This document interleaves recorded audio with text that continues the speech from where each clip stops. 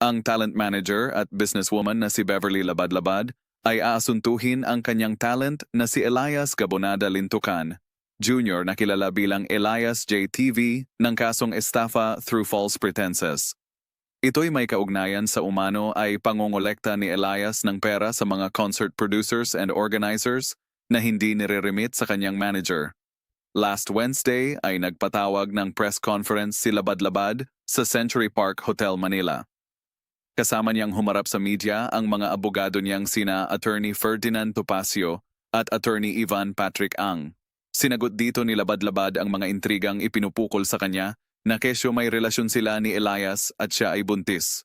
Pati gender niya ay kasama rin sa pinupuntirya ng kanyang bashers. Ayon kay Labad-Labad, may asawa siya at parang kapatid lang ang turing niya kay Elias. Hindi rin daw siya buntis ay natawa na lang sa nagpapakalat na siya raw ay isang alanganin o bading. Sinabi rin niyang handa siyang makipag-usap kay Elias para maayos ang gusot na namamagitan sa kanila.